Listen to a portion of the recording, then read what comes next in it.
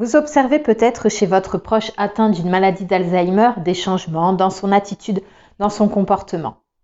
Vous vous demandez si ces changements sont liés à sa maladie et vous vous demandez comment y faire face. Je vais vous présenter dans cette vidéo les troubles psychologiques et du comportement qui peuvent être liés à la maladie d'Alzheimer. Je vous parlerai ensuite des raisons qui font qu'une personne peut présenter ces troubles. Puis nous parlerons de ce que nous pouvons mettre en place pour essayer d'atténuer ces troubles psychologiques et du comportement. Bonjour, je m'appelle Nathalie Arcicot, je suis psychologue spécialisée dans l'accompagnement de personnes âgées et notamment dans l'accompagnement de personnes qui ont une maladie neuroévolutive comme pour la maladie d'Alzheimer. J'accompagne également leurs proches dans le but d'éviter un épuisement. Si le sujet de l'accompagnement d'une personne atteinte d'une maladie d'Alzheimer vous intéresse, n'hésitez pas à vous abonner à la chaîne pour être informé des nouvelles vidéos. La maladie d'Alzheimer se caractérise par des troubles cognitifs, comme des troubles de la mémoire, du langage, une difficulté à reconnaître certains objets, ou des troubles du jugement. Si vous souhaitez avoir des éléments de connaissance sur les troubles cognitifs, je vous invite à regarder la vidéo qui s'intitule « Comprendre la maladie d'Alzheimer ». Je vous laisse un lien en haut à droite. Mais des changements émotionnels et dans le comportement sont également fréquemment associés à cette maladie. C'est ce qu'on appelle aussi les troubles du comportement ou des symptômes comportementaux et psychologiques. S'ils peuvent être rares au début, ces changements émotionnels et comportementaux sont souvent présents avec l'évolution de la maladie. Au début de la maladie, la personne peut se montrer triste, anxieuse, se replier sur elle-même. Elle peut facilement se mettre en colère, avoir des changements d'humeur. Ces signes sont souvent en lien avec le fait que la personne a conscience de ses pertes de mémoire et de la diminution de certaines de ses capacités. Les modifications du comportement peuvent s'accentuer avec la maladie. Alors, je vais vous présenter maintenant les différents troubles du comportement qui peuvent être présents avec la maladie d'Alzheimer. La liste peut paraître longue, mais il est important de savoir qu'une même personne n'a pas tous les troubles que je vais vous citer. Les changements au niveau émotionnel et du comportement sont très variables d'une personne à l'autre. Certaines personnes auront peu de changements dans leur comportement, d'autres en auront davantage, même avec l'évolution de la maladie. Alors, il existe trois catégories de troubles. La première catégorie, c'est les troubles psychologiques et émotionnels. Ensuite, il peut y avoir des troubles du comportement. Et ensuite, la troisième catégorie, c'est les troubles au niveau des besoins de base comme le sommeil et l'alimentation. La première catégorie, ce sont les troubles psychologiques. Parmi les troubles psychologiques émotionnels, certaines personnes peuvent ressentir une anxiété. Donc là, la personne se montre nerveuse, inquiète. Elle peut poser les mêmes questions, tourner en rond, avoir du mal à tenir en place et notamment à la tombée de la nuit. Certaines personnes peuvent présenter une dépression, donc qui va se manifester par une tristesse, une dévalorisation ou encore un découragement. Il peut y avoir aussi une apathie. Donc là, il s'agit d'une perte d'intérêt pour les activités que la personne appréciait auparavant. Elle peut perdre l'initiative de faire des choses. Donc quand une personne présente une apathie, elle peut rester des heures dans son fauteuil sans rien faire. Elle va moins engager la conversation, ne pas répondre aux sollicitations ou encore moins s'intéresser à la vie de ses proches. Parfois, les personnes peuvent se montrer irritables. Donc, il s'agit de brusques accès de colère, de sautes d'humeur ou encore d'une impatience. Il peut y avoir des personnes aussi qui vont se montrer euphoriques. Donc là, la personne peut se montrer joviale sans raison apparente. Parfois, la personne peut avoir des idées délirantes. Elle est convaincue de choses qui sont fausses. Elle peut penser par exemple qu'on lui vole des affaires, qu'on veut lui faire du mal ou la rejeter. Et parfois, il peut y avoir aussi des hallucinations. Là, c'est le fait de voir des personnes qui ne sont pas présentes, des animaux. Elles disent par exemple parler à leurs parents alors qu'ils sont décédés et qu'ils ne sont pas présents, qu'il n'y a personne dans la pièce. La deuxième catégorie, ce sont les troubles du comportement. Au niveau du comportement, il est possible d'observer une opposition, une agressivité. La personne peut ne pas se montrer coopérante lorsqu'on lui propose de l'aide. Elle peut par exemple refuser une aide pour la toilette ou pour changer ses vêtements. Elle peut se mettre en colère, crier, lancer des objets ou claquer les portes. Parfois, certaines personnes vont tourner en rond, farfouiller dans les placards, tripoter sans cesse un objet. Donc c'est plutôt ce qu'on appelle de l'agitation.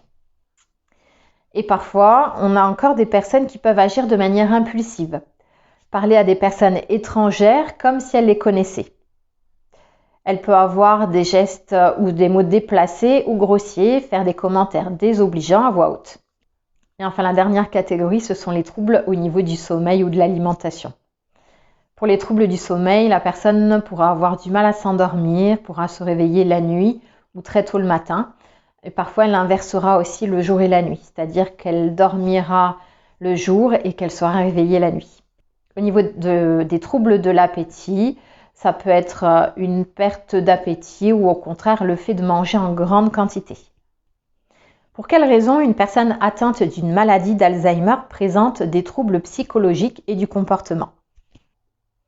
Les troubles du comportement sont un moyen pour la personne d'exprimer un mal-être, un inconfort ou encore une autre problématique.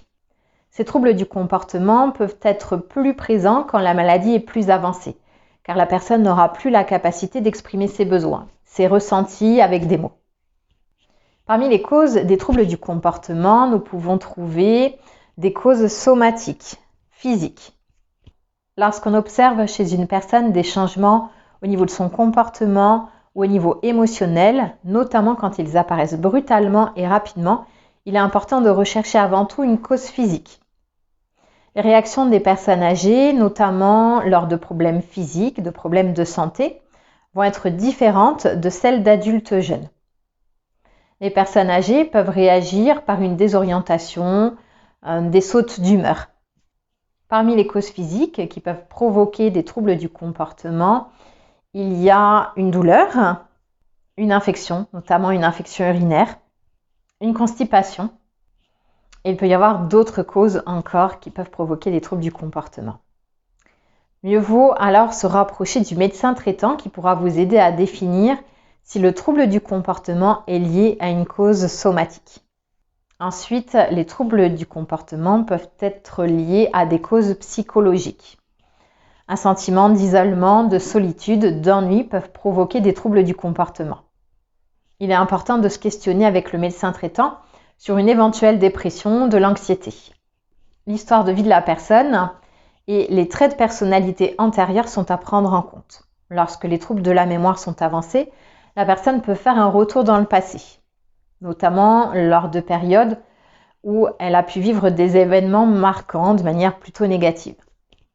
Le fait de connaître son histoire, sa vie, pourra vous aider à mieux comprendre ses réactions et les troubles psychologiques et comportementaux qui pourraient y être liés. Une troisième cause possible, ce sont des besoins qui ne sont pas satisfaits. Donc cette cause est liée au fait que la personne n'a plus la capacité de satisfaire ses propres besoins ou de les exprimer. Ça peut être des besoins vitaux comme la faim, la soif, le besoin de se reposer, de dormir. Ça englobe également les besoins basiques comme les besoins d'être en sécurité, d'être accepté, de se sentir appartenir à un groupe, à une communauté, de sentir que l'on est aimé et que l'on n'est pas seul dans ce monde. Ensuite, il peut y avoir des causes qui sont liées à l'environnement. Un manque de stimulation dans l'environnement, comme par exemple le fait d'être dans une pièce très calme, voire silencieuse, le manque d'activité peuvent provoquer des troubles du comportement.